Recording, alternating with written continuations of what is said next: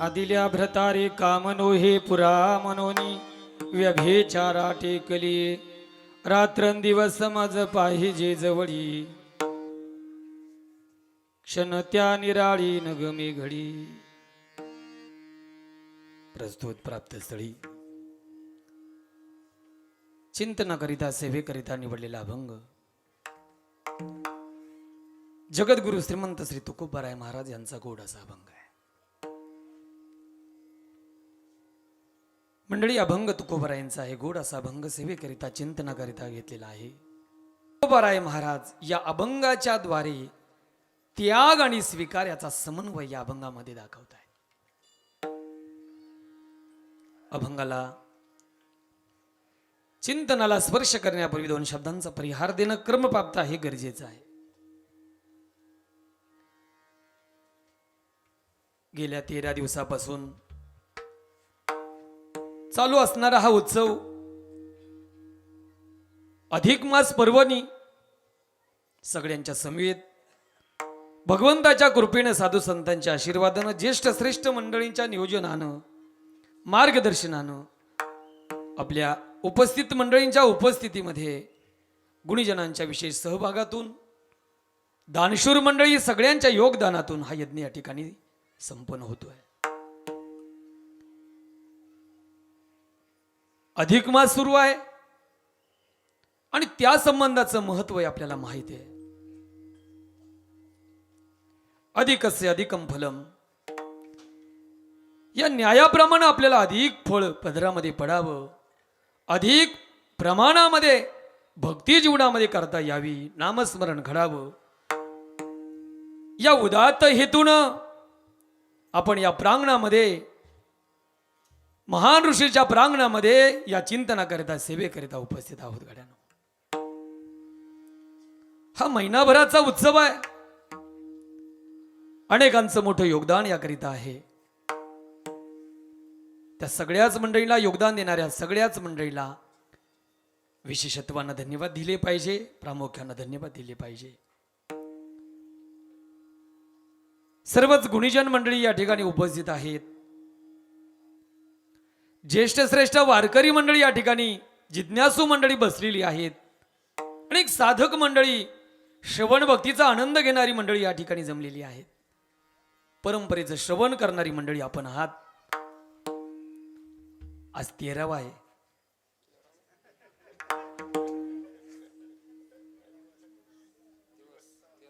आणि 13 मग तेच बोललो ना, तुम्ही का वेगळं घेता. आणि 13 असल्या कारणानं उद्या 14वा आहे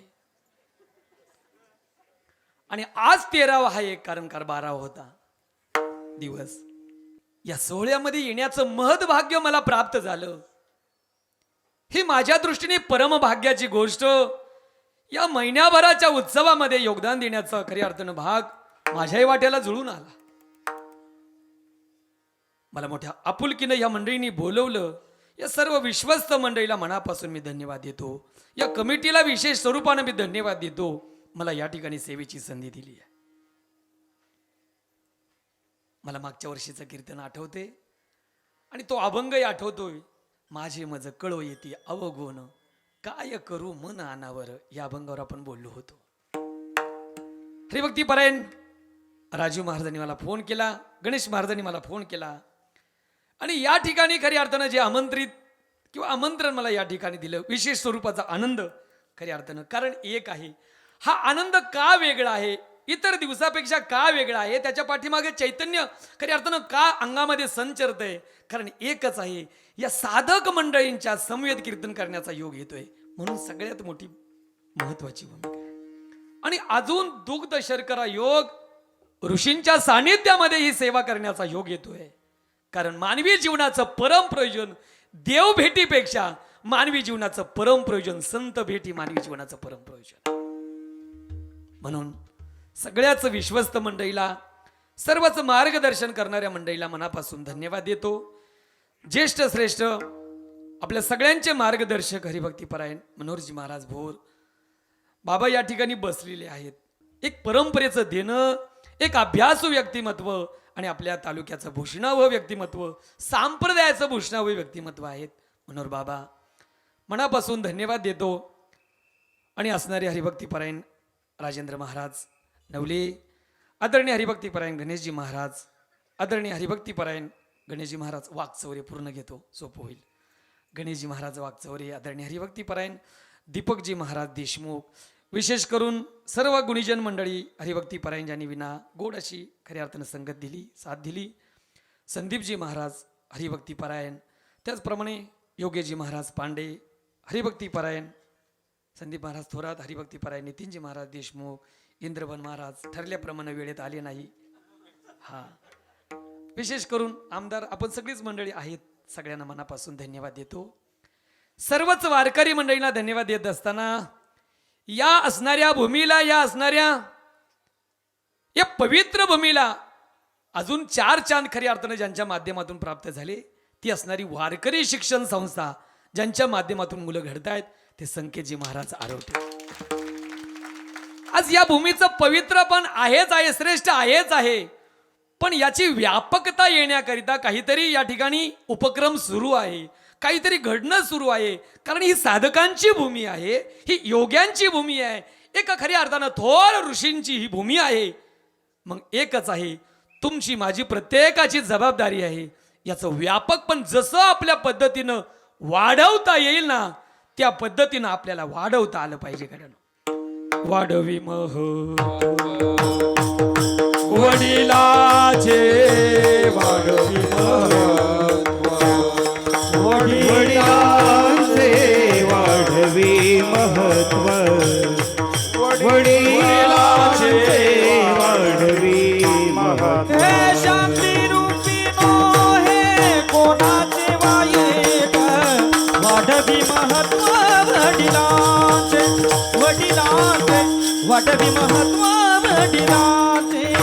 शांती रूपी नो हे कोणाचे वाईट, वाढवी महत्व वडिलांचे, वाढवी महत्व वडिलांचे. म्हणजे महत्व वाढवण्याचा प्रत्येकानं केविलवाना का असेना प्रयत्न केला पाहिजे. गाड्यानं आपल्याला जसं जमेल, जशी सेवा देता येईल, जसं कार्य करता येईल, जसं कर्तृत्व करता येईल, ज्याप्रमाणे आपला प्रपंच वाढवण्याकरता आम्ही योगदान देतो, तुमची माझी प्रत्येकाची जबाबदारी आहे. अट्टहासानं या भूमीचं पावित्र्य जपणं आणि आपल्या पद्धतीनं जशी व्यापकता देता येईल तो प्रयत्न आपला कर प्रत्येकाचा आहे. गड्या म्हणून संकेतजी महाराज आरोटे, त्याचप्रमाणे हरिभक्तीपरायण मोहनजी महाराज गजे, आपल्यालाही मनापासून धन्यवाद आहे. ही सर्व चोपदार मंडळी, विनेकरी दादा आणि सर्व वारकरी बांधव मंडळी, मानवी जीवनावर सर्वात मोठे उपकार जर गुणाचे असेल तर संतांचे सगळ्यात मोठे उपकार आहे, ऋषींचे मोठे उपकार आहे. म्हणून मी मगाशी एक वाक्य बोललो, त्या वाक्याला मला परस्पर्श करावासा वाटतो. मानवी जीवनाचं परम प्रयोजन देव भेट आहे, हे आम्हाला शिकवलेलं आहे, आम्हाला माहिती आहे. तुमचं माझं प्रत्येकाचं साध्य त्या दृष्टिकोनातून आहे. काय मानवी जीवनाचं परम प्रयोजन देव भेट, हे मानवी जीवनाचं परम प्रयोजन आहे. मी म्हणेल मानवी जीवनाचं परम प्रयोजन, मी माघारी येऊन बोलतो, मानवी जीवनाचं परम प्रयोजन देव भेटीपेक्षा मी म्हणेल मानवी जीवनाचं परम प्रयोजन संत भेट हे मानवी जीवनाचं परम प्रयोजन आहे. त्याचं कारण मी सांगतो, पुढे ऐका. त्याचं कारण मला पुढे सांगायचं, ते ऐका. कारण एकच आहे, देव भेटीकरिता जर आम्हाला प्रयत्न करायचे असेल आणि याही पलीकडे ही वारकरी संप्रदायाची मोठी परंपरा आहे. संतांनी वाङ्मय तुमच्या माझ्या हातामध्ये दिलेला आहे. ज्ञानेश्वरी वाचायची आहे ना, तर नक्की वाचायची आहे. पण मी म्हणेल ज्ञानेश्वरी वाचायची आहे, देव भेटी करता वाचायची नाहीये. गाथा वाचायची आहे, परंपरेचं संप्रदायाचं देणं स्वीकारायचं आहे, परमार्थ जीवनामध्ये करायचं आहे. मी म्हणेल परमार्थ जीवनामध्ये करायचा असेल, देव भेटी करता जर करायचा असेल, तर मी म्हणेल तो परमार्थाचा सुद्धा अपमान आहे. ज्ञानेश्वरी वाचायची आहे, गाथा वाचायची आहे, देव भेटी करता वाचायचा नाहीये, वाचायची नाहीये. मग तुम्ही म्हणाल संतांनी हे वाङ्मय निर्माण केलं कशाकरिता? ग्रंथ श्रेष्ठ आहे, नामा म्हणे ग्रंथ श्रेष्ठ, ज्ञान देवी मोठा आहे, श्रेष्ठ आहे. पण मी म्हणेल ज्ञानेश्वरी वाचायची देव भेटी करता नाही, गाथा वाचायची देव भेटी करता नाही. बोलू, देव भेटी करता गाथाही वाचायचा नाही, ज्ञानेश्वरी वाचायची नाहीये, तर भेटलेला देव कळावा याच्याकरता गाथा ज्ञानेश्वरी वाचायची आहे. विठ्ठल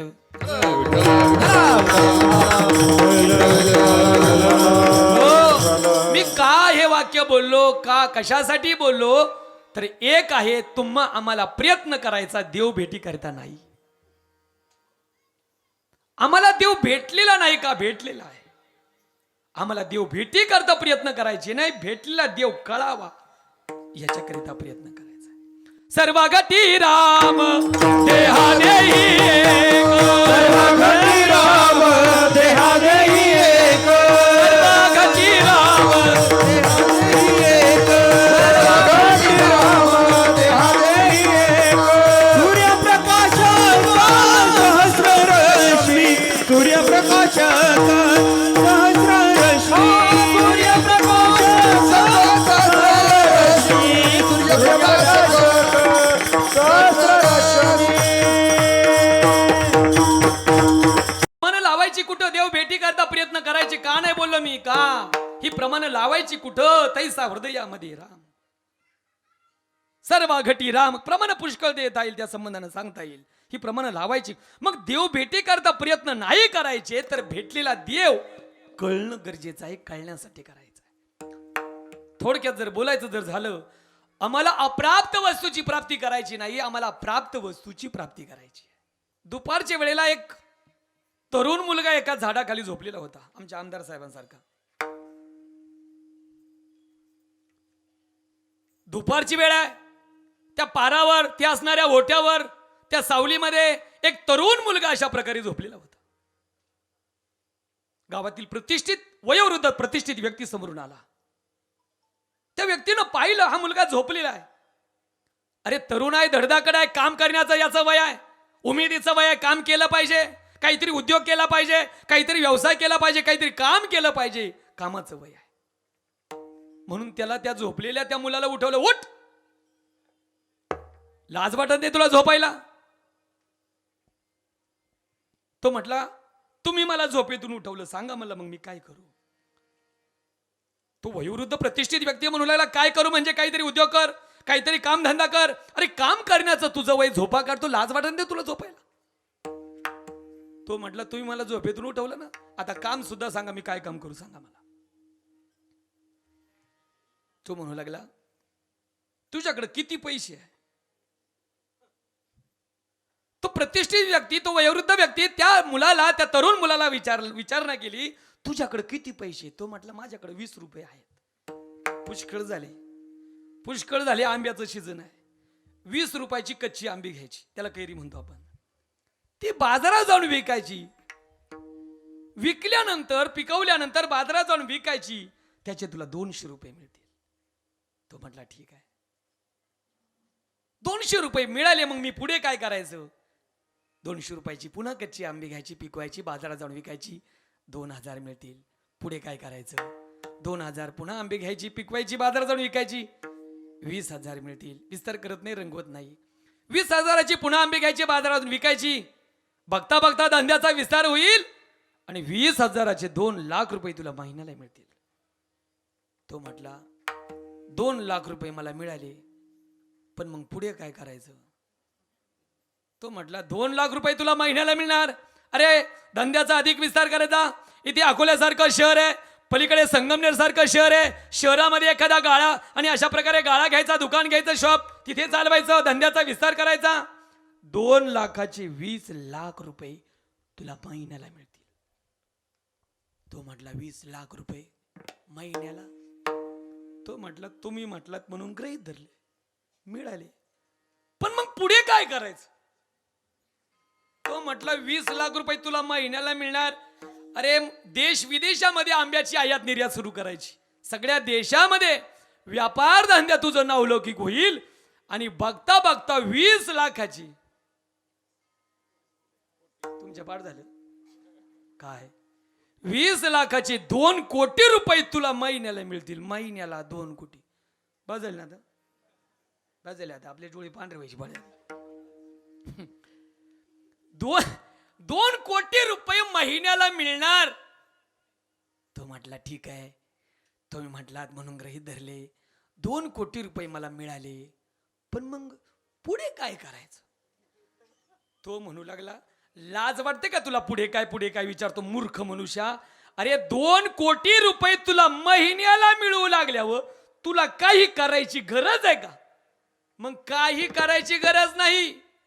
मग निवांत झोपा काढायच्या, आराम करायचा, झोपा काढायच्या आणि झोपाच काढायच्या. तो म्हटला मग सध्या झाडाखाली मी काय करतोय, मी झोपलेलोच होतो ना. तू मला झोपेतूनच उठवलं ना. आता लक्ष द्या माझ्या बोलण्याकडं. जी झोप मला प्राप्त होती, ऐका ना, जी झोप मला प्राप्त होती त्या झोपेसाठी एवढा मोठा खटाटोप करायची काय गरज. याला म्हणतात प्राप्ताची प्राप्ती. विठ्ठल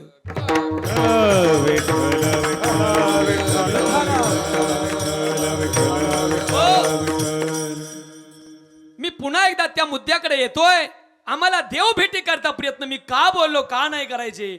देव अप्राप्त नाहीये, आम्हाला अप्राप्ताची प्राप्ती करायची नाही, प्राप्ताची प्राप्ती करायची आहे.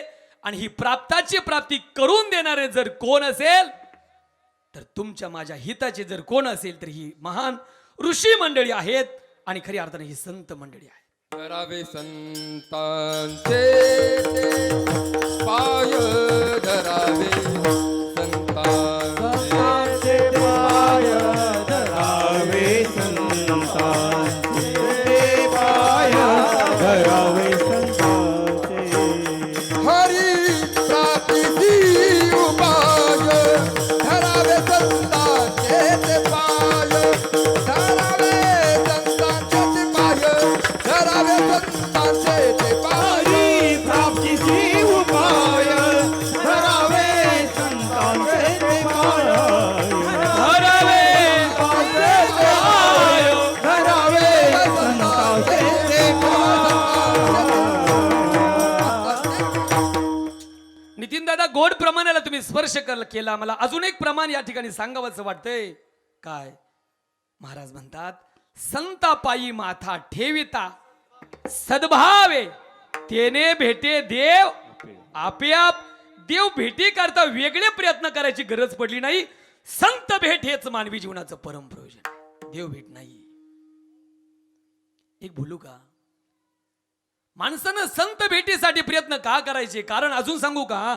अहो या संतांना नुसतं डोळ्याने पाहिलं तरी जीवनाचं कल्याण आहे. संत दर्शनी हा लाभ. काय टायमिंग आहे ते आपल्याकरता वाजलं असं म्हणू आपण. काय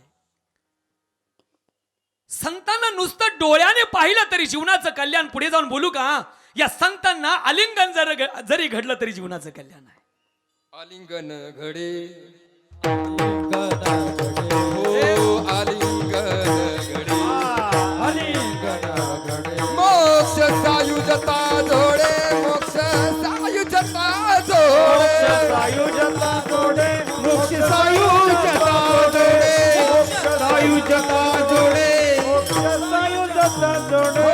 आलिंगन घडे, मोक्ष सायुजता जोडे, मोक्ष सायुजता जोडे, सायुजता जोडे. आलिंगन घडे, मोक्ष सायुजता जोडे, मोक्ष सायुजता जोडे, मोक्ष सायुजता जोडे, संतांना आलिंगन घडलं तरी जीवनाचं कल्याण आहे. आलिंगन घडे मोक्ष सायुज्यता जोडे. संतांच्या संगतीत जेवण जरी केलं तरी जीवनाचं कल्याण आहे. तुका म्हणे खातो आनंदाचे लाडू. लय दाखले देता येईल, लय प्रमाणात देता येईल, लय मुद्दे मला गोड पुढे मला सांगता येईल. पण मुद्दा एकच आहे. पण हे सगळं सांगू का, घडण्याकरिता प्रत्यक्ष संत भेट होणं गरजेचं आहे. धन्य काळ संत भेटी पायी मिठी पडेल तू. मग तुम्ही म्हणाल संतांना आलिंगन घडलं तरी जीवनाचं, अजून बोलू का, संतांची संगत घडली आणि अर्धक्षण जरी संगती घडली तरी जीवनाचं कल्याण आहे. घडतच, हा सगळ्यांना माहिती आहे, ती दाखली माहिती आहे. पण हे सगळं घडण्याकरता गणेश महाराज, हे सगळं घडण्याकरता प्रत्यक्ष संत भेट होणं गरजेचं आहे. आणि महाराज सांगतात बहु अवघड आहे संत भेटी.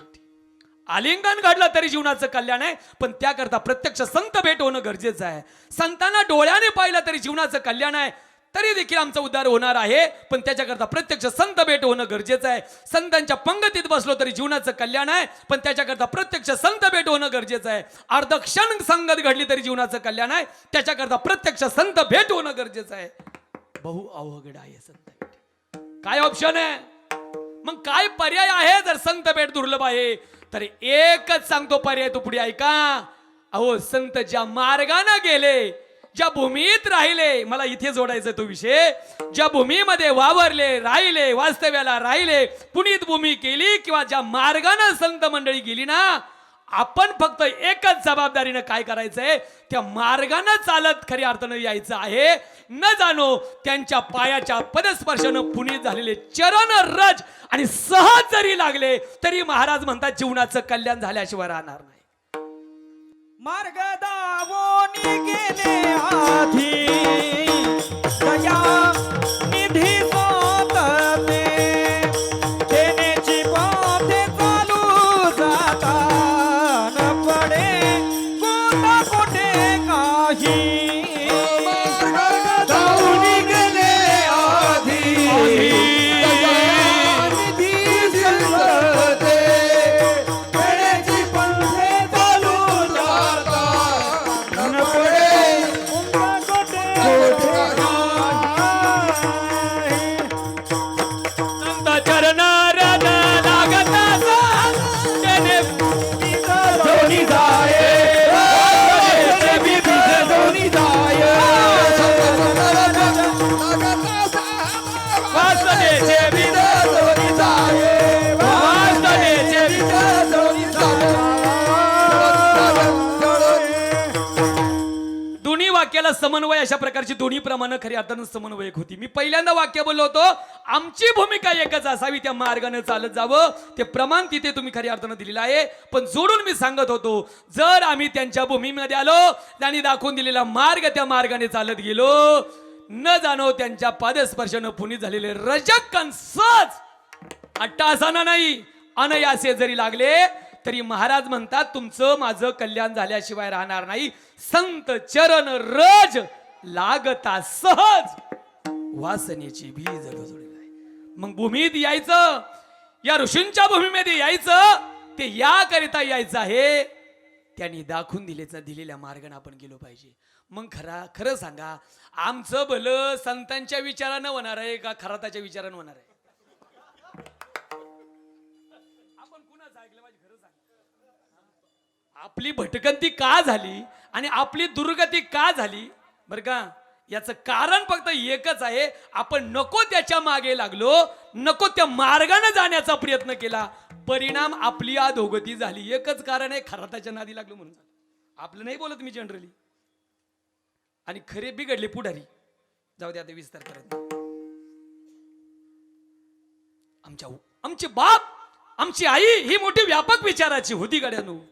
आपल्या हिताचा विचार करणारे फक्त केवळ आणि केवळ आमची आई, आमचा बाप, ते खऱ्या अर्थाने हे ऋषी, हे मुनी, ही संत मंडळी आमच्या विचाराची आहे.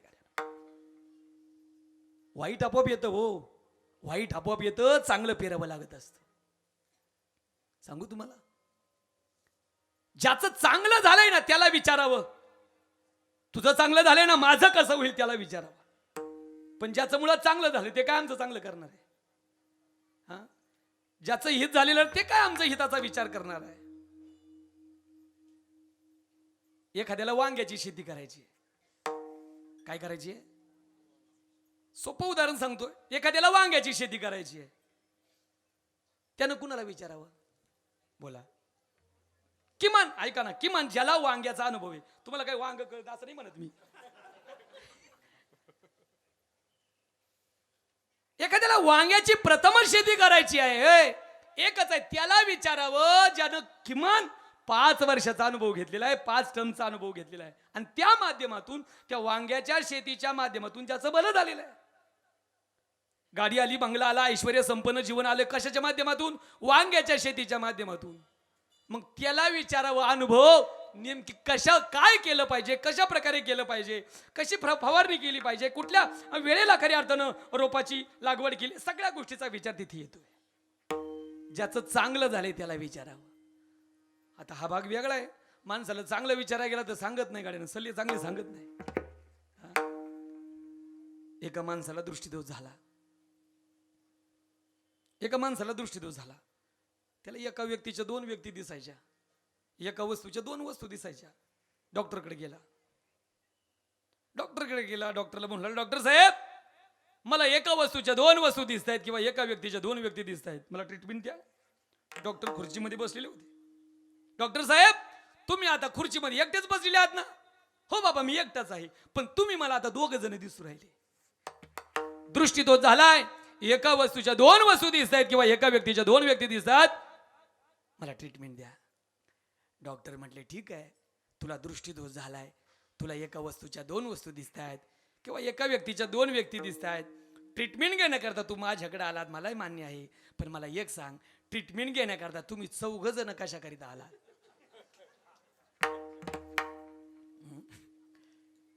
म्हणजे याला एकाचे 2 दिसत होते आणि याला एकाचे 4 दिसतात. माऊली बोलतात, जयाची आई एकची दड नाही, तयाचे पारत्रिक पुसश. ज्याचं मुळात चांगलं झालेलं नाहीये ते काय आमचं चांगलं करणार आहे?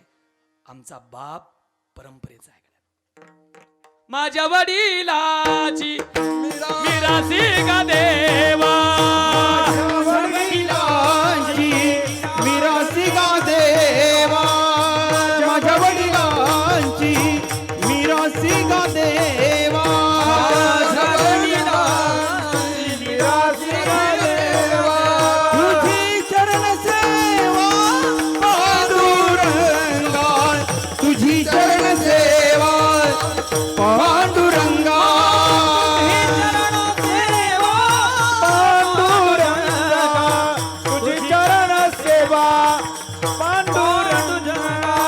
माझ्या वडिलांची मिरासी गा देवा, तुझी चरण सेवा, तुझी चरण सेवा पांडुरंगा, तुझी चरण सेवा पांडुरंगा, माझ्या वडिलांची मिरासी गा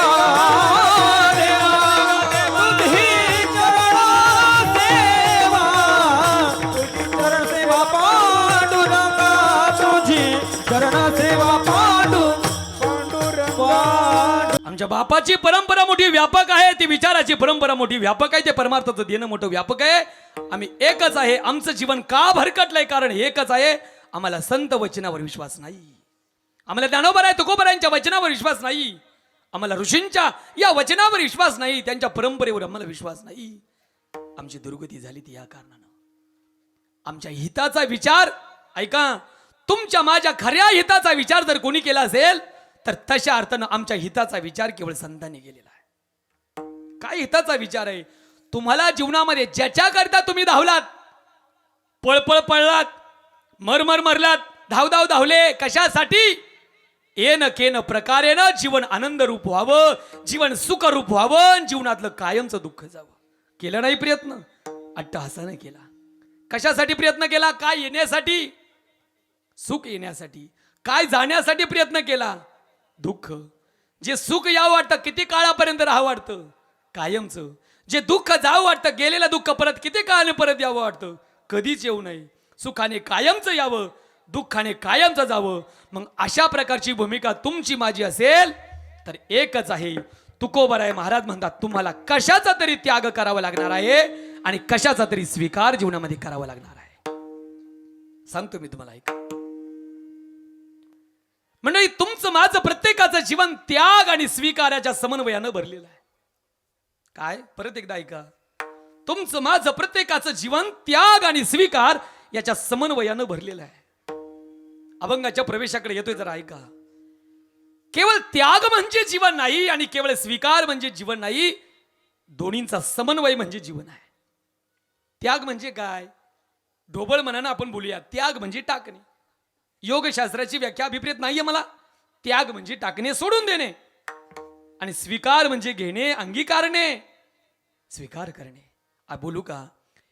केवळ त्याग म्हणजे जीवन नाही आणि केवळ स्वीकार म्हणजे जीवन नाही, दोन्हींचा समन्वय म्हणजे जीवन आहे. एक वाक्य पुढे बोलतो, मंडळी, या त्याग आणि स्वीकाराच्या समन्वयाशिवाय राजू महाराज मनुष्य चालूही शकत नाही.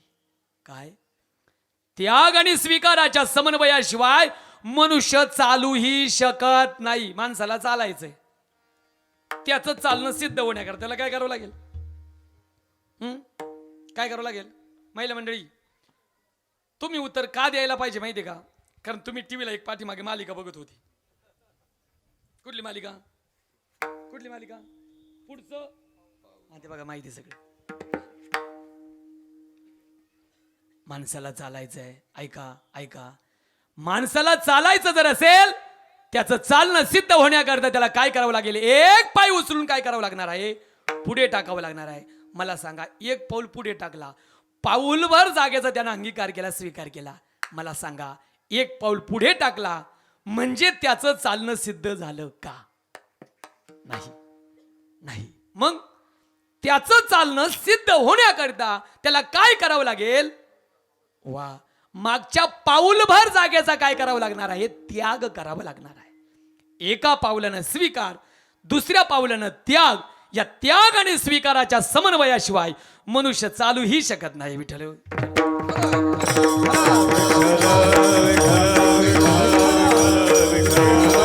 चला मी पुढच्या मुद्द्याला अजून स्पर्श करतोय. त्याग आणि स्वीकाराच्या समन्वयाशिवाय मनुष्य चालू शकत नाही. मी पुढे बोलतो, या त्याग आणि स्वीकाराच्या समन्वयाशिवाय मनुष्य जगूही शकत नाही. बोला, मनुष्य जिवंत असल्याचं प्रमाण काय? प्रूफ काय?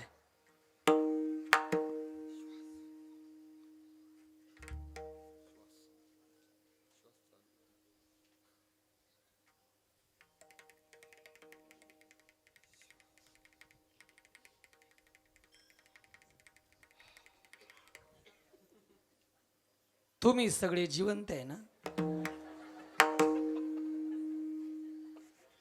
नाही, सगळे गप झाले. मला वाटलं, मी विचारणा काय केली, मनुष्य जिवंत असल्याचं प्रूफ काय, प्रमाण काय? हा, काय? बरोबर. सगळ्यात महत्वाचं प्रमाण काय? लय गोड उत्तर दिलं. याची करता टाळ्या वाजवा. लय गोड उत्तर दिलं. मनुष्य जिवंत असल्याचं प्रमाण काय? एकच, श्वास घेणं ही चालू आहे आणि श्वास सोडणं ही चालू. सगळ्यात सोपं उदाहरण. चला, एका राजाकडे एक पोपट होता. आवडीनं सांगतो उदाहरण. एका राजाकडे एक पोपट होता. त्या पोपटाला सांभाळण्याकरता राजानं 4 आणि पोपटच देणार, घ्या, बाकीच डोक्यात घेऊ नका. हा,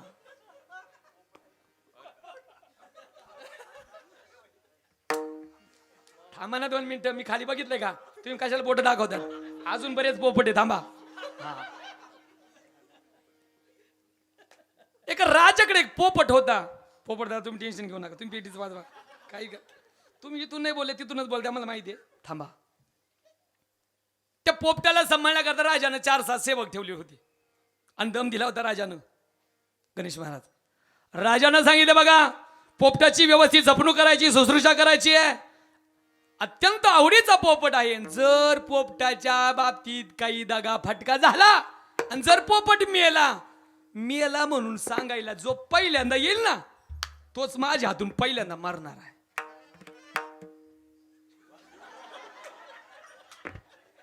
कर्मधर्म संयोगाने एक दिवस पोपट मेला. आता वाजवा, आता वाजवा. नाही, वाजवा. लय आनंद झाला होता मागशी, लय आनंदाचं वाजवलं, आता दुःखाचं वाजवा. मला पण कळतं त्याच्यामध्ये असं काही नाही. मग अशी आनंदाची सोर होती, आता वाजवा दुःखाची. ऐका, कर्मधर्म संयोगाने एक दिवस पोपट मेला. ऐका, जरा लक्ष द्या. पोपट मेला. आता काय करायचंय? कोणाला सांगायचंय? बोला ना. आता काय करायचंय? राजाला सांगायचं. काय सांगायचंय? जाता का सांगायला? हा? राजाला सांगायचंय पोपट मेला. गुरुवारी पठाडे बाबाला गोड सांगायचे. गल्लीतली सगळी उंदीर जमा झाली. आणि परत सांगतो, उंदीर ध्यानात घ्या, डोक्यात घेऊ नका दुसरं. हा, गल्लीतले सगळे उंदीर जमा झाले. काय, अरे ते मांजर कधी येतं हल्ला करून जातं कळत नाही आपल्याला. काहीतरी पर्याय शोधला पाहिजे. दूर अंतरावर जरी मांजर आलं तरी आपल्याला कळेल असं काहीतरी केलं पाहिजे. काय केलं पाहिजे? शाबास, तुमचे सगळे प्रयोग माहिती आम्हाला. काय, एक म्हातारा उंदीर उभा राहिला. माझ्याकडे एक पर्याय मला दिसतोय. माझ्या अनुभवातून तुम्हाला एक पर्याय सांगतो. काय, एकच आहे. मांजर दूर अंतरावर जरी आलं तरी कळेल याच्याकरता एकच आहे. मांजराच्या गळ्यात घंटी बांधायची. सगळ्या उंदरांनी टाळ्या वाजवल्या. उंदरांनी, तुम्ही प्रयोग ना करू, ऐका. सगळ्या उंदरांनी टाळ्या वाजवल्या. म्हाताऱ्या उंदराचं कौतुक केलं. वा, काय, बाबांनी सांगितलेला पर्याय चांगला आहे. मांजराच्या गळ्यात घंटी बांधायची. सगळ्यांना कौतुक केलं. एक तरुण उंदीर उभा राहिला. तो म्हटला, मांजराच्या गळ्यात घंटी बांधायची, बाबांनी सांगितलेला पर्याय चांगला आहे, मलाही मान्य आहे, सगळ्यांना मान्य आहे. पण एकच आहे, मांजराच्या गळ्यात, याच मीटिंग मध्ये निर्णय घेऊन टाका, मांजराच्या गळ्यात घंटी बांधायला कोण जाणार आहे याचाही निर्णय घेऊन टाका. कारण घंटी बांधायला जो जाईल तो नाश्त्यावारी जाईल. हा, राजाला सांगायचंय पोपट मेला. बिरबल म्हणू लागला. बिरबलाची भेट घेतली. बिरबल म्हटला, काळजी करू नका, द्या सोडून, जबाबदारी माझ्याकडे टाका. वेळ घेत नाही, विस्तार करत नाही, धावतं सांगतो. बिरबल राजेसाहेबांना म्हणू लागला, राजेसाहेब, तुमच्या अत्यंत आवडीचा असणारा जो पोपट आहे ना. राजा म्हटला, काय झालं पोपटाला? बिरबल म्हणू लागला, राजेसाहेब, पोपट, एक सांगू का राजेसाहेब, पोपट कालपासून पोपट बोलत नाही हो. राजा म्हटला, नसेल त्याचा बोलायचं, असू दे ना, काय फरक पडतो. बिरबल म्हणू लागला, राजेसाहेब, अत्यंत आवडीचा असणारा जो पोपट आहे ना, पोपट, नवीन पोपट, तो आता मिठू मिठू बोलत नाही. राजा म्हटला, नसेल त्याला बोलायचं, असू दे ना, काय फरक पडतो. बिरबल म्हणू लागला, राजेसाहेब, पोपट बोलत नाही याच्यात नवल नाही. पोपट कालपासून चालतही नाही, हलतही नाही. राजा म्हटला, दमला असेल, बागला असेल, शिनला असेल, आजारी पडला असेल, बघा जरा, व्यवस्थित जपणूक करा, शुश्रूषा करा, दवा पाणी करा, डॉक्टर बोलवा, वैद्य बोलवा, हा, जरा जपा त्याला. बिरबल म्हणू लागला, शब्दांकडे ध्यान द्या. बिरबल म्हणू लागला, राजेसाहेब, पोपट बोलत नाही याच्यात नवल नाही. पोपट कालपासून चालत नाही, हलत नाही, याच्यात नवल नाही. राजेसाहेब, तो पोपट कालपासून श्वास घेतही नाही आणि श्वास सोडतही नाही. राजा म्हटला, मग मेला म्हण की, तुम्ही म्हणा, मी कशाला म्हणू.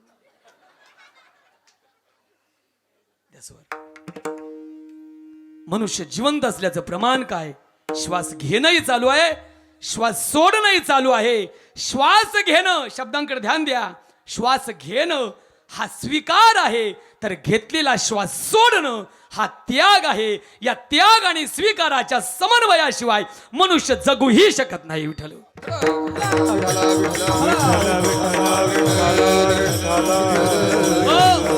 अहो, हा नियम तुम्हा आम्हाला मान्य आहे, यात नवल नाही.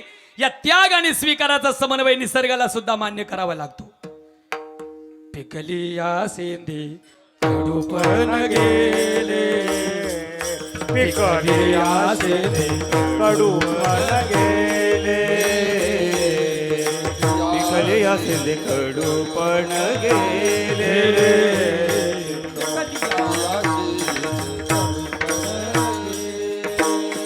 तैसे आम्हा केले पांडुरंगे, तैसे आम्हा केले पांडुरंगे, काम क्रोध लोभ निमाले ठाईची, काम क्रोध लोभ निमाले ठाईची. तैसे आम्हा केले पांडुरंगे, तैसे आम्हा केले पांडुरंगे, काम क्रोध लोभ निमाले ठाईची, काम क्रोध लोभ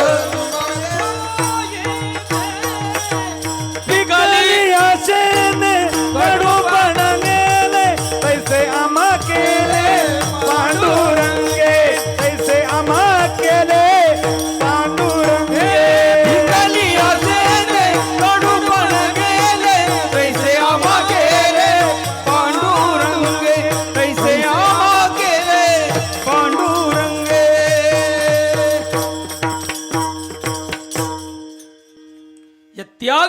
स्वीकाराचा समन्वय निसर्गाला सुद्धा मान्य आहे. जे कच्चं आहे त्याला कच्चेपणाचा त्याग करावा लागणार आहे, पिकलेपणाचा अंगीकार त्याला करावा लागणार आहे. हा समन्वय निसर्गाला सुद्धा मान्य आहे. आता शब्दांकडे ध्यान द्या. म्हणजे जीवनामध्ये त्याग आणि स्वीकाराचा समन्वय महत्वाचा आहे. जरा शब्दाकडे ध्यान द्या. एवढं सगळं जरी आम्हाला कळलं पटलं तरी देखील जीवनामध्ये कशाचा त्याग करायचा आणि कशाचा स्वीकार करायचा याचं ज्ञान असणं गरजेचं आहे, याचा विचार असणं गरजेचं आहे. माऊली बोलतात, ऐका. माऊली बोलतात, एक राजहंस नावाचा पक्षी आहे गड्यानो. त्या राजहंस नावाच्या पक्षाच्या ठिकाणी भगवंतानं देवानं निसर्गाने एक कला दिलेली आहे. काय कला? त्या राजहंस पक्षाच्या समोर तुम्ही पाणी मिश्रित दूध ठेवा. तुम्ही कशात काय मिसळतात? पाण्यात दूध मिसळतात. बर ठीक आहे, चला ऐका. त्या राजहंस नावाच्या पक्षाच्या समोर पाणी मिश्रित दूध ठेवा. त्या राजहंस पक्षाच्या ठिकाणी देवाने एक कला दिलेली आहे. तो सार तत्वाचा अंगीकार करतो. ऐका ना, जे सार आहे त्याचा स्वीकार करतो आणि लक्षात घ्या असार तत्वाचा तो त्याग करतो. याचं ज्ञान त्याच्याकडे आहे. माऊली बोलतात, अनात्म वर्ग नीर सांडुनी आत्मरसाचे क्षीर चरताती सविचार राजहंस जे. काय सविचार? म्हणजे त्याच्याकडे ते ज्ञान आहे, त्याच्याकडे तो विचार आहे कशाचा त्याग करायचा आणि कशाचा स्वीकार करायचा याचं ज्ञान त्या राजहंस नावाच्या पक्षाच्या ठिकाणी आहे. तद्वत त्याचप्रमाणे तुमच्या माझ्या जीवनातलं कायमचं दुःख जावं आणि कायमचं सुख यावं हे जर वाटत असेल तर याचा अभ्यास असणं गरजेचं आहे. या त्याग आणि स्वीकाराचा समन्वय लावता आला पाहिजे. तो समन्वय महाराज अभंगाच्या पहिल्या चरणात सांगतात. अधील्या भ्रतारे काम नव्हे पुरा, अधील्या भ्रतारे काम नव्हे पुरा, अधील्या भ्रतारे काम नव्हे पुरा, अधील्या भ्रतारे काम नव्हे पुरा, अधील्या भ्रतारे काम नव्हे पुरा, अधील्या भ्रतारे काम नव्हे पुरा, अधील्या भ्रतारे काम नव्हे पुरा, अधील्या भ्रतारे काम नव्हे पुरा, अधील्या भ्रतारे काम नव्हे पुरा, अधील्या भ्रतारे काम नव्हे पुरा, अधील्या भ्रतारे काम नव्हे पुरा, अधील्या भ्रतारे काम नव्हे पुरा, अधील्या भ्रतारे काम नव्हे पुरा, अधील्या भ्रतारे काम नव्हे पुरा, अधील्या भ्रतारे काम नव्हे पुरा, अधील्या भ्रतारे काम नव्हे पुरा.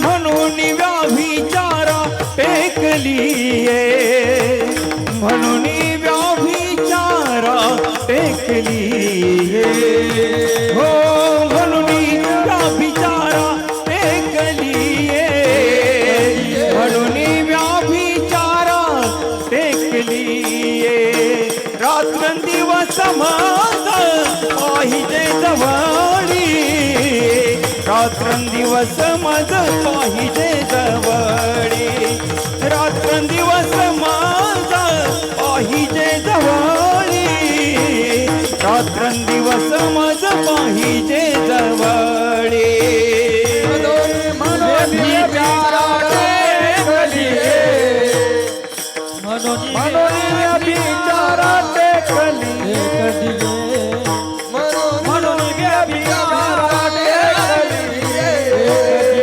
म्हणून व्याभिचारा टेकलीये, रात्रंदिवस माझ पाहिजे जवळी, रात्रंदिवस पाहिजे जवळी, रात्रंदिवस माझ पाहिजे जवळी, रात्रंदिवस दिवस मज पाहिजे जवळी आधील्या प्रकारे काम नव्हे पुरा म्हणून व्याभिचारा टेकलिये म्हणून व्याभिचारा टेकलिये म्हणून व्याभिचारा टेकलिये आधील्या प्रकारे काम नव्हे पुरा व्याभिचारा टेकलिये म्हणून व्यभिचारा टेकलिये अभंगाच्या पहिल्या चरणामध्ये त्यागाची भूमिका सांगतात. ती त्यागाची भूमिका पहिल्या चरणामध्ये सांगत असताना महाराज म्हणतात, तुमच्या माझ्या जीवनामध्ये परिवर्तनाची अपेक्षा आहे. आम्ही आमच्या जीवनामध्ये परिवर्तनाची भूमिका ठेवली. काय परिवर्तन? एकच आहे. महाराज म्हणतात, आम्ही पहिल्या नवऱ्याचा त्याग केला. आता हे ऐकायला बरं वाटत नाही, मलाही बोलायचं जड जाते. तुकोबरांची भाषा आहे तशी. मी तरी काय करणार, जसं आहे तसं मी सांगण्याचा प्रयत्न करतो. जर ऐका. तुकोबराय बोलतात, तुकोबराय बोलतात, तुम्ही इकडे बघा. तुकोबराय महाराज म्हणतात, आदिल्या भ्रतारे, जसंच तसं बोलतो. आदिल्या म्हणजे पहिल्या, भ्रतारे च्याद्वारे षष्ठी विभक्ती, बरोबर ना. आदिल्या भ्रतारे पहिल्या नवऱ्याकडून काम, काम म्हणजे इच्छा, नोहे पुरा, पूर्ण झाल्या नाही म्हणून व्यभिचारा टेकलिये. म्हणून आम्ही आमच्या जीवनात व्यभिचार केला, पहिल्या नवऱ्याचा त्याग केला. ही त्यागाची भूमिका. ऐकायला बरं वाटत नाही, पण बोलू का. तुकोबरासारखे महात्मे कधी चुकीचं बोलणार नाही. बहुतेक या कीर्तनकारानं हा अभंग घेतला, बहुतेक या कीर्तनकाराचा फिरलेला असं, हे मला मान्य आहे, हे मला मान्य आहे. पण तुकोबराय चुकीचं बोलणार नाही गाड्यानं. मग अभंगाची भाषा तशी आहे, करता काय त्याला? सरळ सरळ अर्थ तसाच आहे. काय आहे? व्यभिचार प्रकरणामध्ये अभंग जरी मोडत असला तरी कूट प्रकरण असं आहे. कूट प्रकरण सरळ सरळ जरी अर्थ काढला, ते कूट प्रकरण असं सरळ अर्थ अभंग, त्याचा अर्थ चुकीचा होतो. कुठल्याही कूट प्रकरणातला कुठलाही अभंग तुम्ही नजरेसमोर ठेवा आणि वाचार्थानं तशा अर्थानं अभंगाचा अर्थ चुकीचा होतो. जो आठवेल तो सांगा. मुंगी उडाली, मुंगी ती कुठे उडाली? आकाशी, आणि तिने गिळिले सूर्याशी. मुंगी कोणती, आकाश कोणतं, आता विस्तार करत नाही, पण अर्थ चुकीचा होतो. तिने गिळले. कधी तुम्ही ऐका, कधी तुम्ही टीव्हीला अशी बातमी पाहिली का? रेडिओला कधी ऐकली का? वर्तमानपत्रात कधी वाचली का? कुणाच्या कानोकाना अशी चर्चा ऐकली का? काय? वांजेच्या पोराचा खून झाला, वांजेच्या पोराचा खून झाला, असं कधी ऐकलं का? घडली का? नाही ना ऐकलं. का नाही ऐकलं? घडली नाही घटना, नाही ऐकलं. वांजेला पोरगच नसतं, खून व्हायचा काही संबंध आहे? पोरग असेल तर वाज नसेल, वाज नसेल तर पोरग नाही, सरळ. पण म्हटलंय ना, वांझे पुत्र किती प्रमाण देता येईल? पुष्कळ देता येईल. सांगा. पती जन्मला, बाबा विस्ताराने सांगू शकतील. पती जन्मला माझे उदरी आणि मी झाले तयाची मुंगी व्याली. सगळ्यांच्या पाठातलं मुंगी व्याली. त्या मुंगीला काय झाली? कशी काय झाली? बरं झाली, आपल्या काय बापा थोडं झाली, चला द्या. मुंगी व्याली, त्या मुंगीला काय झाली? शिंगी झाली. त्या मुंगीचं दूध किती? 17 म्हणा, अर्थ वेगळा होईल दुसरा. हा, किती? मुंगी व्याली, शिंगी झाली, त्या मुंगीचं दूध किती? तर 17 रांजण भरून गेले, पेले 12. दूध कुणाचं? मग कशाला गाई म्हशीचे दूध पिशी? नाथाच्या घराची उलटी खून, पाण्याला मोठी लागली तहान. नाथाच्या घरीची उलटी खून, पाण्याला मोठी लागली तहान. घराची उलटी खून, पाण्याला मोठी लागली तहान. घराची उलटी खून, पाण्याला मोठी लागली तहान. नाथाच्या घराची उलटी खून, पाण्याला मोठी लागली तहान. पाण्याला मोठी लागली तहान. नाथाच्या घरची उलटी खून,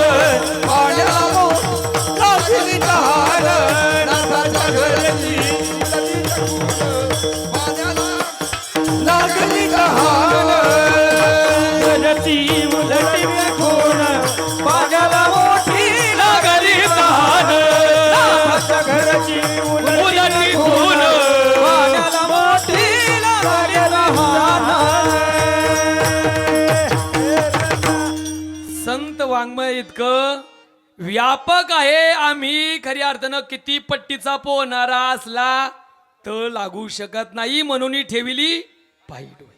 आम्ही एवढंच करू शकतो. एक प्राध्यापक होता, रेल्वेने प्रवास करण्याकरता डब्यात बसला. धावत्या सांगतो. डब्यामध्ये बसल्या, त्या डब्यामध्ये आणखी काही माणसं बसली होती. सगळी खेड्यातली होती, वारकरी होती, आपली शेतकरी होती, वारकरी होती. तो आपलं गाठोडं घेऊन बसला. त्यानं पाहिलं सगळी डब्यातली माणसं खेड्यातली, अडाणी आहे, शेतकरी आहे, वारकरी आहे. आपलं वजन पडलं पाहिजे, यांच्यावर काय केलं पाहिजे. बऱ्याच माणसाला असं वाटत असतं आपलं वजन पडलं, जाऊ दे आता, ठीक आहे. काय केलं पाहिजे त्याने? का वारकऱ्याला, शेतकऱ्याला झालं, वारकरी दादा कुठं चाललात? नागपूरला चाललोय. ठीक आहे, लांबचा प्रवास आहे.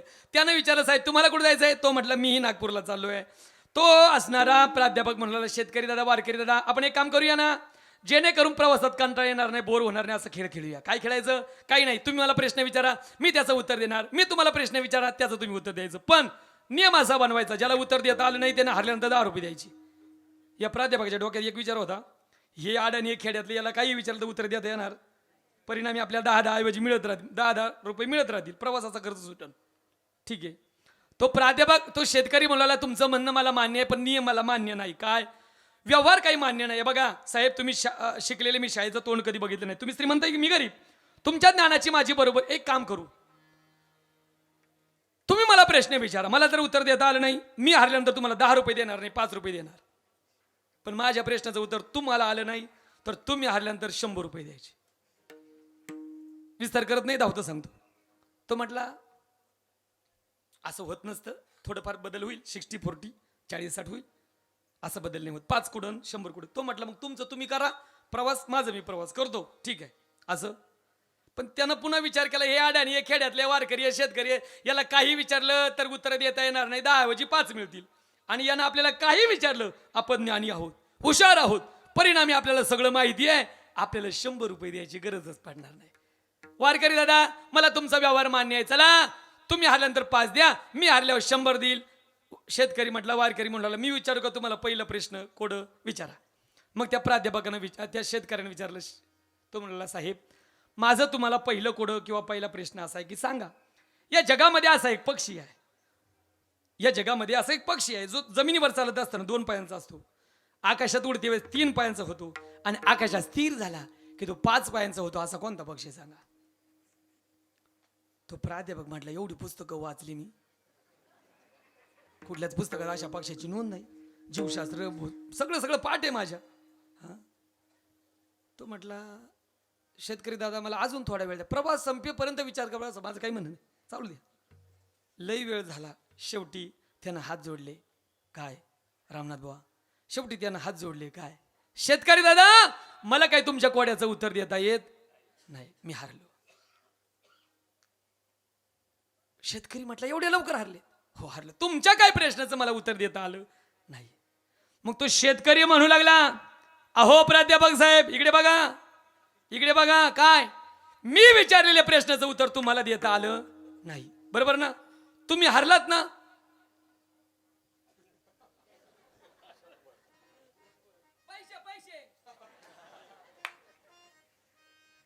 नाहीला झाला. तो म्हटलं, तुझ्याकडे काही ऑनलाईनची व्यवस्था आहे का? तुझ्याकडे ऑनलाईन पेमेंटची व्यवस्था अशा प्रकारे आहे का? तो म्हटलं, मला तसलं काही कळत नाही, गुगल पे, फोन पे काही कळत नाही, मला कॅश पाहिजे. त्यानं बॅगेमध्ये बॅग वगैरे चाचपली, त्यानं सुट्टे करून त्याच्याकडे पैसे होते, त्यानं त्याला दिले, 100 रुपये दिले. मग तो प्राध्यापक म्हणू लागला, काय त्याच्या डोक्यात एक 5-5 रुपयांनी तरी फिटले पाहिजे. तो प्राध्यापक म्हणू लागला, आता प्रश्न विचारण्याची पाळी माझी आहे. शेतकरी म्हटला, विचारा.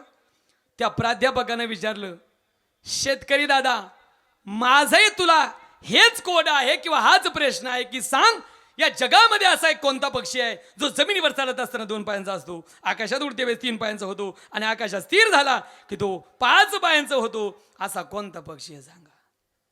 त्या शेतकऱ्यानं त्याने दिलेले 100 रुपये होते ना, त्या 100 रुपये परत बाहेर काढले. त्या 100 रुपयातून 5 रुपये काढून हातात ठेवले. ते 95 रुपये परत खिशात ठेवले. ते 100 रुपयातून 5 रुपये काढून त्याच्या हातावर ठेवले. म्हणे, मलाही माहित नाही बाबा असा कोणता पक्षी. त्याचे 100 रुपये 95 खिशात ठेवले, 5 रुपये काढून त्याच्या हातावर ठेवले. तो म्हटलं मग असं मलाही सांगता आलं असतं ना, असं पक्षी नाही जगात. तो म्हटलं मग तुझी जीभ धरून ठेवली होती का? अरे पक्षीच नाही असा जगात. हेच त्याचं उत्तर आहे. मी मुद्दा गळी उतरवण्याकरता उदाहरण दिलं. संत वाङ्मय समुद्रापेक्षा खोल आहे. आम्ही आमच्या अभ्यासातून चिंतनातून नवनवीन अर्थ शोधण्याचा आम्ही प्रयत्न करू शकतो, पण मी केलेला अर्थ परिपूर्ण आहे असा दावा करता येत नाही. म्हणून ठेविली पायी डोई, म्हणून ठेविली पायी डोई म्हणून ठेविली, पायी डोई म्हणून ठेविली.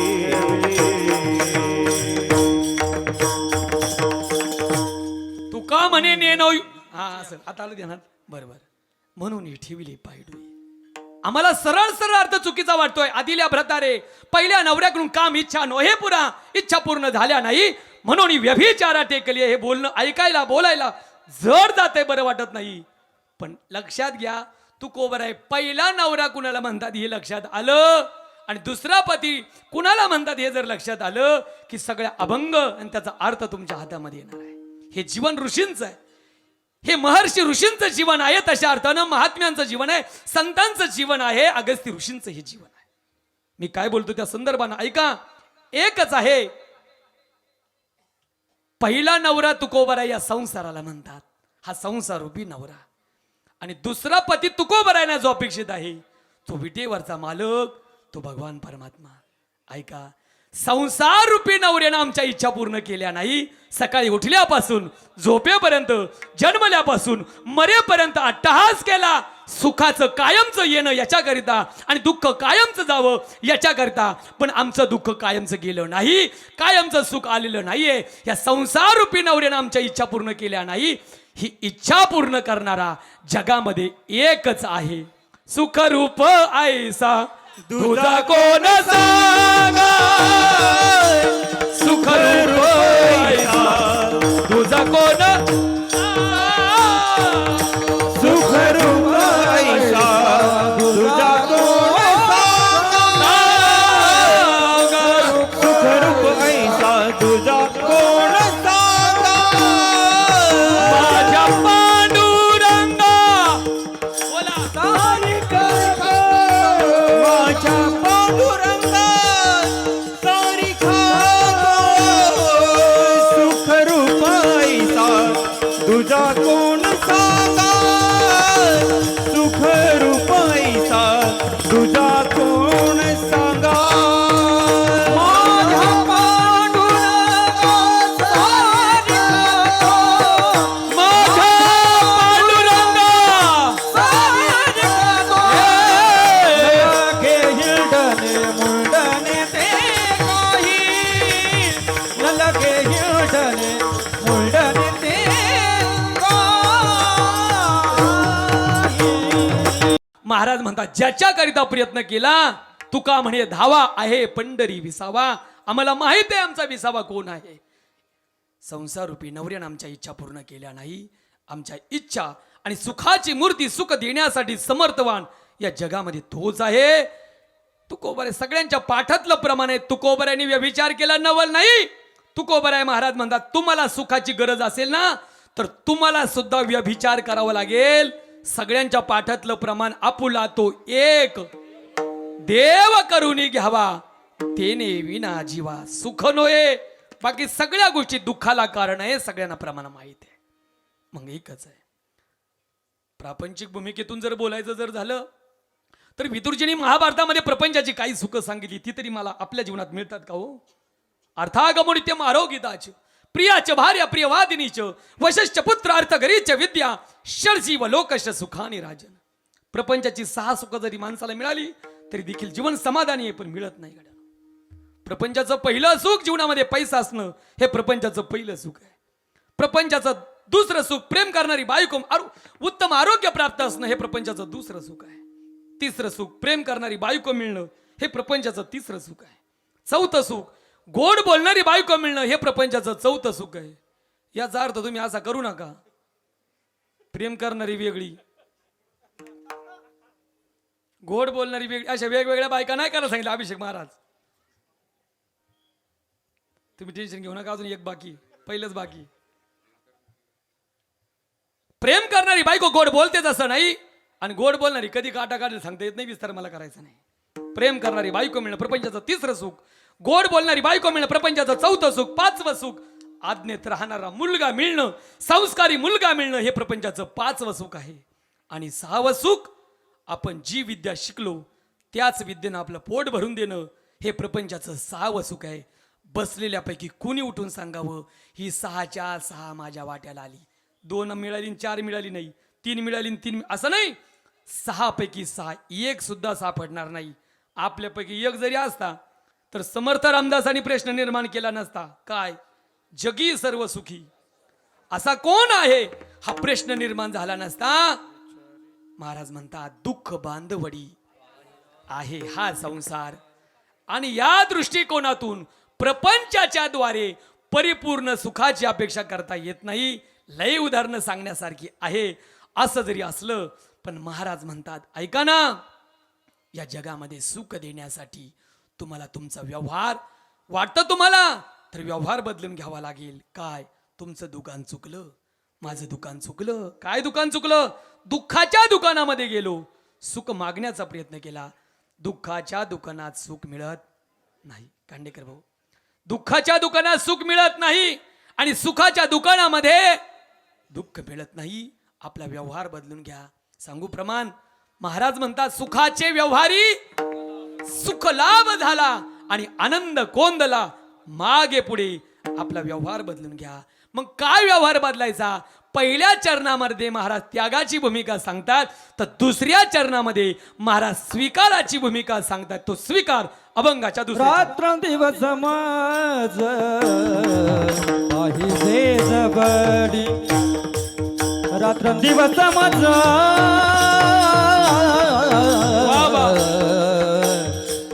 पाहिजे जवळी, दिवस माझ पाहिजे जवळी, रात्रंदिवस माझ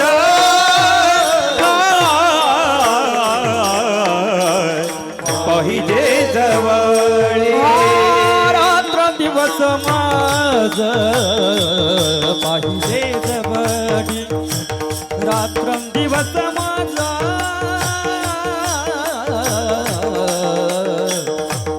पाहिजे जवळी, रात्रंदिवस माझ पाहिजे जवळी, रात्रंदिवस माझ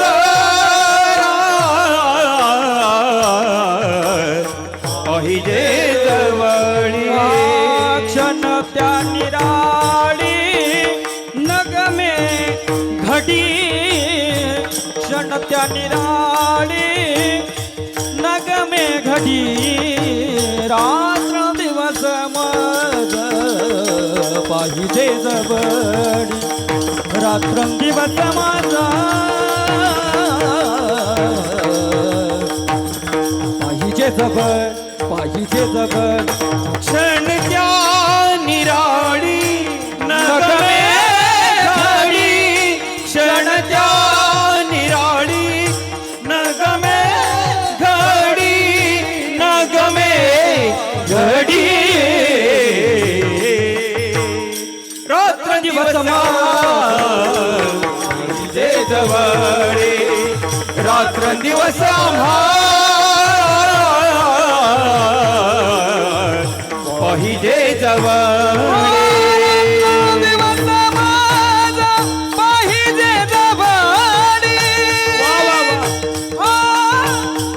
त्या निराळे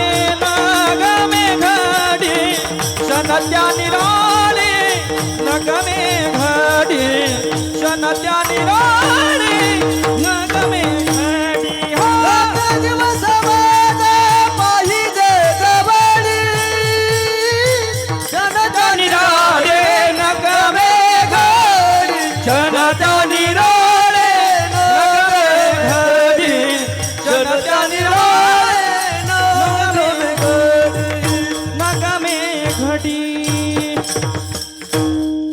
अभंगाच्या दुसऱ्या चरणामध्ये महाराज स्वीकाराची भूमिका सांगतात. कुणाचा स्वीकार केला? त्याचा स्वीकार केला ना, त्याच्याशिवाय आम्ही राहू शकत नाही. सदैव तो आमच्या जवळ पाहिजे. तो परमात्मा, तो भगवंत रूपी नवरा तो आमच्या जवळ पाहिजे. रात्रंदिवस मज पाहिजे जवळ. क्षण त्या निराळी जीवीची या जीवा प्रेम भावाची या भावा. जीवीची या जीवा प्रेम भावाची या भावा. जीवीची या जीवा प्रेम भावाची या भावा. जीवीची या जीवा प्रेम भावाची या भावा.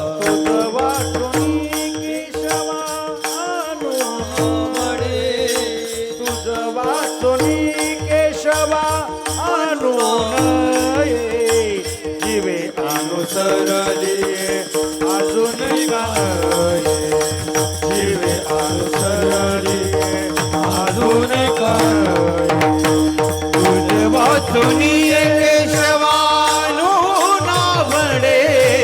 तुझ वाचुनी केशवा अनु नावडे. जीवे अनुसरली अजून काय.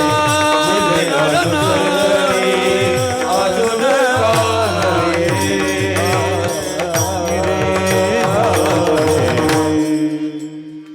तो व्रतार, तो पती आम्हाला इतका आवडतो. जीवीची या जीवा प्रेम भावाची या भावा. तुझं वाचून केशवा अनु नावडे. दुसरा आमचा आवडीचा विषय नाही. तो पती आम्ही आमच्या जीवनामध्ये अंगीकारलाय, तो स्वीकारलाय ना. एक धरीला चित्ती आम्ही रखुमाईचा पती. त्याला स्वीकारले, त्याचा अंगीकार काय नोहे केले. एका चिंतिता विठ्ठले. मग अशी प्रमाण दिलं, आपुला तो एक देव करून घ्यावा. तुमचं सर्वस्व आहे, त्याच्यावर आमचं इतका जीव जडलेला आहे. आवडे हे रूप गोजिरे सगुण. दुसरा आवडीचा विषय नाही. आवडे निरंतर हेच ध्यान. रूप पाहता लोचनी त्याच पतीचं, त्याच असणाऱ्या भ्रताराचं मुख पाहिल्यानंतर पाहता श्रीमुख सुखावले. डोळियाची भूक जीवे गोड सगळी प्रमाण माहित आहे. रूप पाहता लोचनी सुख झाले ओ साजनी. तो मी आमच्या जीवनामध्ये अंगीकारलेला. ठीक आहे, तुकोबरायांनी व्यभिचार केला. 10 मिनिटाची सेवा राहिली. मान्य आहे, तुकोबरायांनी व्यभिचार केला, मान्य आहे. तशा अर्थानं व्यभिचार पाप आहे, पापाची खाण आहे, पापाची निर्मिती आहे. सकल संतांनी याचा अधिकार केला, माहिती आहे. पतिव्रतेचे हृदय जैसे पती सगळे प्रमाण माहित आहे. पतिव्रते जैसा भ्रतार प्रमाण पाठ आहे. जातीची शिंदळी तिला कोण कैसा वळी अपघरण सगळी प्रमाण पाठ आहे. मग तरी तुकोबरांनी व्यभिचार का केला ऐका. व्यभिचाराची काही कारण आहे माझ्या चिंतनामध्ये, म्हणजे अभ्यासामध्ये थोडा मोठ्यांचं जे ऐकलंय त्याच्या माध्यमातून माझ्याकडं व्यभिचाराची 7 कारणं आहेत. आता 7 कारणं सांगायला एवढी मी सांगू शकत नाही. एखादं उदाहरण सांगतो, एखादा विषय सांगतो, एखादं महत्वाची भूमिका सांगतो, व्यभिचाराचं एखादं कारण सांगतो. मग तुम्ही म्हणाल बाकीचे कधी सांगाल. ते सांगण्याकरता मी पुन्हा येईल. व्यभिचाराचं पहिलं कारण, माझी नम्र विनंती आहे, हात जोडून विनंती आहे, माझी भाषा समजून घ्या. मी जास्त खाली जाऊन बोलू शकत नाही. ज्येष्ठ मंडळी बसलेली आहे, श्रेष्ठ मंडळी बसलेली आहे, समजून घ्या माझी भूमिका. अभंग गळी उतरवतोय तुमच्या. व्यभिचाराचं पहिलं कारण मी प्रमाणासहित सांगतो. व्यभिचाराचं पहिलं कारण प्राप्त वस्तूमध्ये, शब्दांकडे ध्यान द्या, प्राप्त वस्तूमध्ये दूषित दोषाचं दर्शन घडलं तर माणसाकडून त्या गोष्टीचा त्याग घडतो. परत एकदा रिपीट करतो. व्यभिचाराचं पहिलं कारण, त्यागाचं पहिलं कारण, प्राप्त वस्तूमध्ये दूषित दोषाचं दर्शन घडलं की माणसाकडून त्या गोष्टीचा स्वीकार घडत नाही, त्याग घडतो. चला सगळा विषय बाजूला ठेवतो. माऊलीने सांगितलेला मुद्दा त्या मुद्द्याला मी स्पर्श करतो. माऊली म्हणतात आपण रोज जेवतो, समोर ताटात आलेलं अन्न आहे, कळेल तुम्हाला ऐका. समोर ताटात आलेलं अन्न आहे, त्या अन्नामध्ये माऊली बोलतात त्या अन्नामध्ये विष आहे. बोला त्या अन्नाचा भोग घडेल का त्याग घडेल? का घडेल? बोला ना. त्या अन्नाचा ताटामध्ये असलेल्या अन्नाचा भोग विष आहे, मग त्या अन्नाचा भोग घडेल का त्याग घडेल? मग का घडेल त्याग? चुकतोय आपण. विष आहे म्हणून त्याग नाहीये. जर विष आहे हे त्याला माहिती नसतं तर काय झालं असतं, भोगच घडलं असतं. मग सांगू माऊलींची भाषा आहे, काय गोड बोलतात माऊली. माऊली म्हणतात, विखे रांदिले रससोय तई जेवणारा, अंडरलाईन करा, तई जेवणारा ठाऊची होय. इथे अंडरलाईन आहे, तई जेवणारा ठाऊची होय, तो ताटाची सांडूनी जाय जियापरी.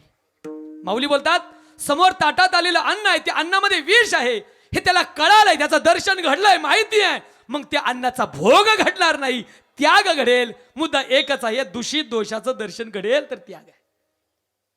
गुरुवर्य प्रतस्मरणीय गुरुवर्य हरिभक्ती परायण लय थोडा मोठ्यांकडून आलेलं उदाहरण मी तुमच्या नजरेसमोर ठेवतो. जंगले बाबांच्या चिंतनातून ऐकलेलं उदाहरण आहे. 5 मिनिटं घेतो याचेच.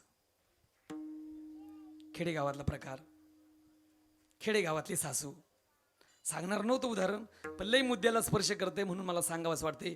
बाबा बसले म्हणून सांगावंच वाटत नाही, पण उदाहरण मी कोणाचं सांगितलेलं आहे, जंगले बाबांचं. प्रमाणासहित दाखवून देतो, बाबांनी सांगितलेलं की नाही उदाहरण. खेडेगावातला प्रकार, खेडेगावातली सासू, खेडेगावातले जावई बापू.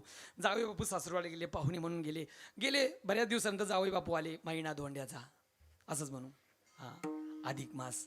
चला आला जावई बापू आले, बऱ्याच दिवसानंतर जावई बापू आले, बसायला टाकलं, मामीने बसायला दिलं. खेडेगावातला प्रकार, मामीने बसायला दिलं, बसा बसा जावई बापू पाणी वगैरे दिलं. चला तुमचे मेवणे सासरे मेवणे गावामध्ये फिरायला गेले, ते येतील, तोपर्यंत मी स्वयंपाक बनवते, अगदी 5 मिनिटात थांबवतो. ठीक आहे, मग मी जेवण बनवते. तिने स्वयंपाकाची तयारी केली. जावई बापू बऱ्याच आवडीचं जावई बापू, नाकाचा मोती ठेवी आणि राखी जावयाचा ठेवा. आता दोंड्याचा महिना आलाय. ठीक आहे, मामीने स्वयंपाकगृहाकडे प्रवेश केला. खेडेगावातला प्रकार, खेडेगावातली सासू, खेडेगावातली चूल. सगळ्या घरात धूर झालेला. चुलीत धूर, घरात धूर, डोळ्यात धूर, नाकात धूर, धूरच धूर, धूरच धूर, धूरच धूर. वाक्य बोलू का काय, धूरच धूर चोहीकडे, मग मामी जाईल कुणीकडे. आलं. सगळा स्वयंपाक झाला, भाजी झाली, चपाती झाली, सगळ्या स्वयंपाक झाला. थोड्या वेळ झाले की जावई बापू उठायचे, कुठपर्यंत स्वयंपाक आले म्हणून बघायचे, परत जागेवर जाऊन बसायचे. ऐका, सगळा स्वयंपाक झाला. सासूबाईनं हे पक्क माहित होतं, जावयाच्या अत्यंत आवडीचा पदार्थ खीर. मामीने खिरीचा कार्यक्रम पुढे घेतला. बघुलं म्हणता का पातेलं, त्या बघुल्यामध्ये म्हणा, पातेलं म्हणा, त्या पातेल्यामध्ये भात टाकला, दूध टाकलं, साखर टाकली, विलायची टाकली, केशर टाकलं.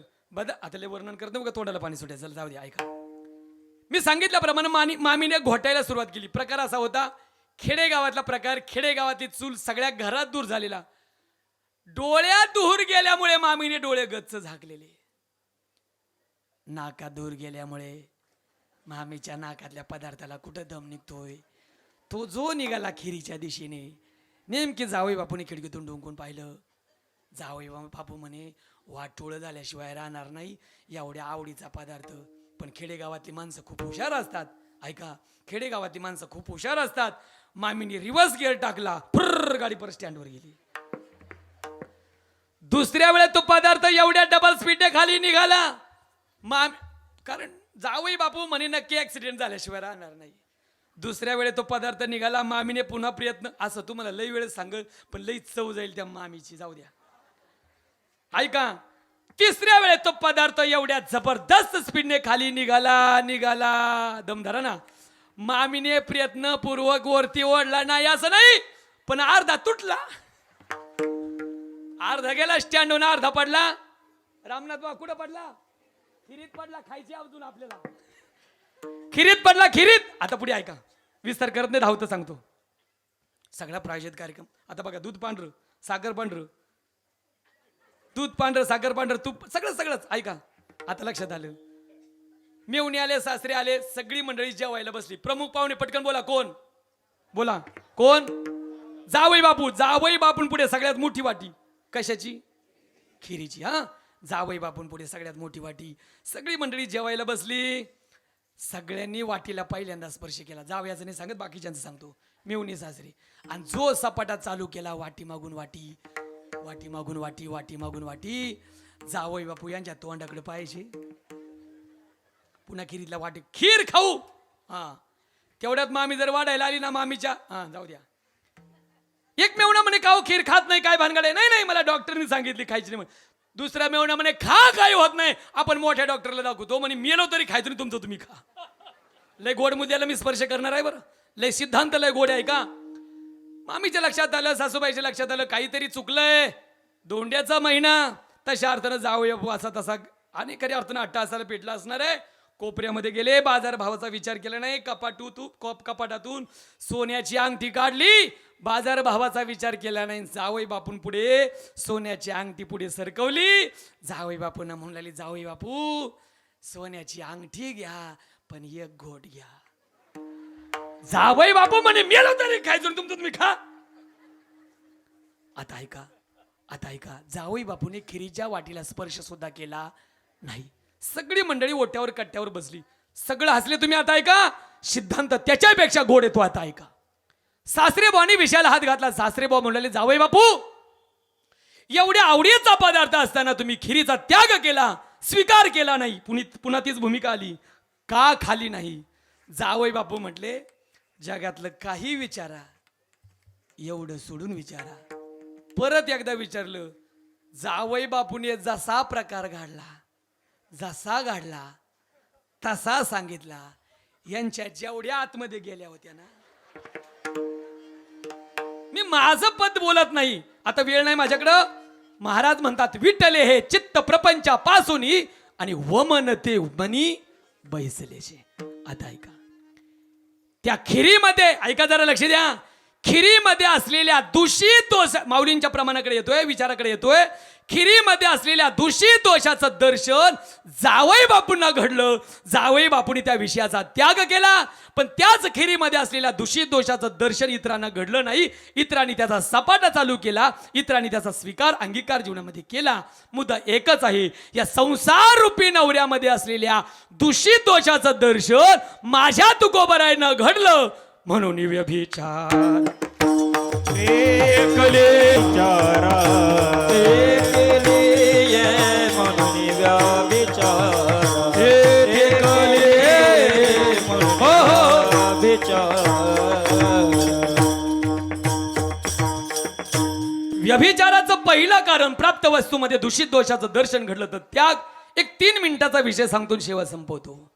ऐका, दुसरं कारण सांगतो व्यभिचाराचं. पुन्हा एकदा विनंती आहे, ज्येष्ठ मंडळी भाषा समजून घ्या. काय? प्राप्त वस्तूमध्ये, शब्दांकडे ध्यान द्या, प्राप्त वस्तूमध्ये मिळत असलेल्या आनंदापेक्षा दुसरीकडे जास्त प्रमाणामध्ये आनंद मिळत असेल ना, लोक जिकडे जास्त मिळेल तिकडे लोकांची धाव आहे. जरा ऐका, बाजारामध्ये गेल्यानंतर 5 रुपयाला मेथीची जोडी आहे, मिळत नाही पण बोलतो. ऐका, 5 रुपयाला मेथीची जोडी आहे, त्याच क्वालिटीची, त्याच क्वांटिटीमध्ये.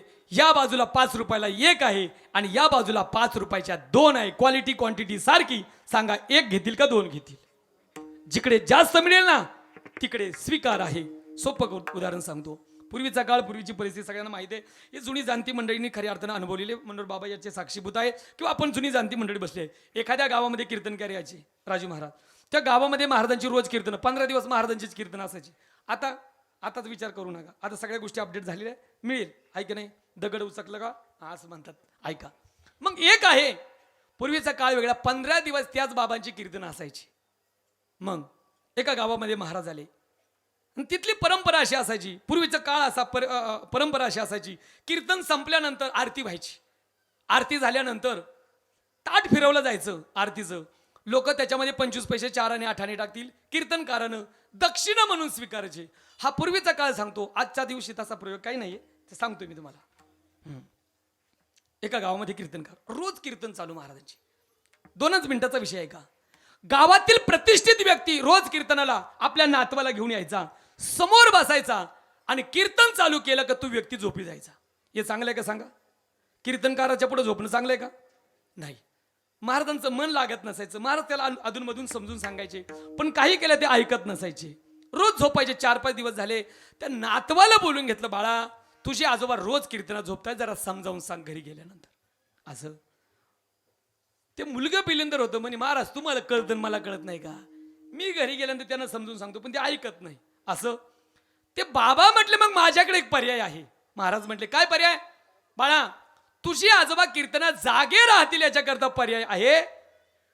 आजोबांना कीर्तनामध्ये डुकली आली, डुलकी म्हणा डुकली म्हणा आली, तू शेजारी बसली असणार, आजोबांच्या मांडीला असा बारीक चिमटा काढायचा, झोपून द्यायचं नाही.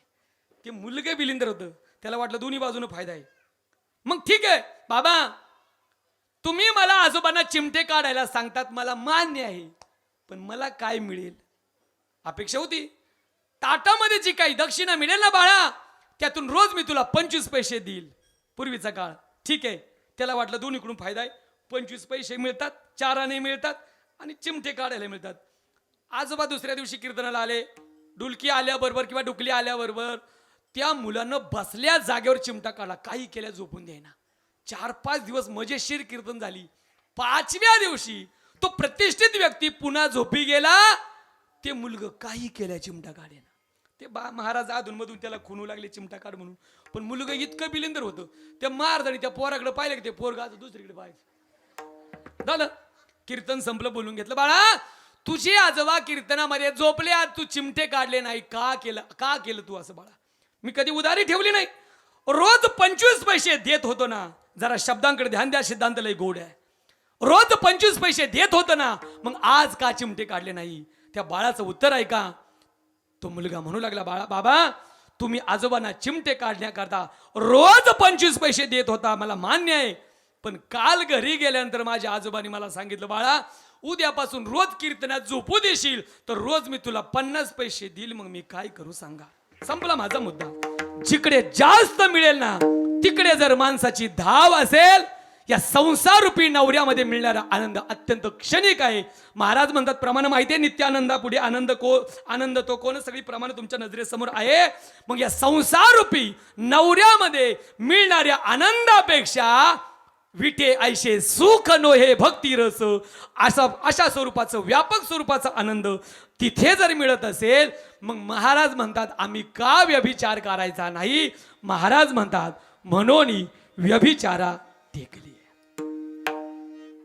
आता अर्ध्या मिनिटाचं कीर्तन राहिलं, शार्प अर्ध्या मिनिटाचं कीर्तन राहिलं. मोजून सांगतो, 1 मिनिट बाकी आहे, बरोबर आहे? आता जेवढं कीर्तन ऐकलं तुम्ही सगळे विसरला तरी चालेल, शेवटच्या मुद्द्याला स्पर्श करतोय. ऐका, एवढं घरी घेऊन जा. तुम्ही म्हणाल मग संसाराचा त्याग करायचा का? आमच्या संस्थेची परंपरा, राजू महाराज, गणेश महाराज, आपण सगळी मंडळी, काय शंका आणि समाधान शेवटी असतं. आता भजन झाल्यानंतर घेण्यात अर्थ नाही म्हणून पटकन घेऊन टाकतो. काय शंका? एकच. तुम्ही म्हणाल मग संसाराचा त्याग करायचा का? तर आता ऐका, प्रत्येकाकडे 2 पत्नी आहे. इकडे तिकडे बघू नका, मी सांगतो तुम्हाला. प्रत्येकाकडे 2 पत्नी आहे. एक आहे शरीर रूपी पत्नी आणि एक आहे मन रूपी पत्नी. संसार रूपी नवऱ्याला ज्या पत्नीची गरज आहे ना, संसार रूपी नवऱ्याला ती पत्नी देऊन टाका. भगवंत रूपी पतीला ज्या पत्नीची गरज आहे ना, भगवंत रूपी पत्नीला ती पत्नी देऊन टाका. पतीला एकच आहे, संसार रूपी नवऱ्याला गरज आहे तुमच्या शरीराची. माऊली बोलतात, आसोनी संसारे राहा प्रपंचात, जोडून या धन उत्तम व्यवहारे. शास्त्र सांगते धनैर यजध्वम, धनाचं यजन करा. ठीक आहे, तुम्ही प्रपंच करता, कर्तव्य कर्म गीतेमध्ये सुद्धा सांगितलेलं आहे. मग ही संसार रूपी नवरा, संसार रूपी पत्नी आहे ना, ही प्रपंच रूपी नवऱ्याला देऊन टाका, संसार रूपी नवऱ्याला देऊन टाका. मग शरीर संसाराला दिलं, भगवंताला काय उरलं? भगवंताला तुमच्या शरीराची गरज नाही, भगवंताला तुमच्या मनाची गरज आहे. अर्जुना, हे मन तू मीची करी, माझे भजनी प्रेम धरी. मग सर्वत्र नमस्कारी मज एकाते, वेगळा परमार्थ करायची गरज नाही. शरीराने संसार करा, मनाने परमार्थ करा. विठोबा रखुमा, विठोबा रखुमाई, रखुमाई. हरी जय जय, हरी जय जय जय जय. विठोबा रखुमाई, जय जय विठोबा रखुमाई, जय जय विठोबा रखुमाई, जय जय विठोबा रखुमाई. हरी जय जय, हरी जय जय, हरी जय जय, हरी जय जय, हरी जय जय, सेवा भगवंताच्या चरणी समर्पित करत असताना महान ऋषी अर्थातच एकच आहे आपल्या सगळ्यांचं आराध्य, आपल्या सगळ्यांचं खऱ्या अर्थानं प्रेमाचं स्थान मूर्ती अर्थात एकच आहे महामुनी अगस्ती महाराजांच्या चरणी ही सेवा समर्पित करतो. पुन्हा एकदा सगळ्याच मंडळीला विस्ताराने धन्यवाद देत असताना खऱ्या अर्थानं ज्यांचं मार्गदर्शन विशेष स्वरूपाचं आहे ते अर्थात अण्णा अर्थात केडी धुमाळ साहेब यांचाही अट्टहास या योजनाकरिता नियोजनाकरिता होता. त्यांच्याही माध्यमातून आपल्या सगळ्यांच्या विश्वस्तांच्या माध्यमातून ही सेवा मला प्राप्त झाली.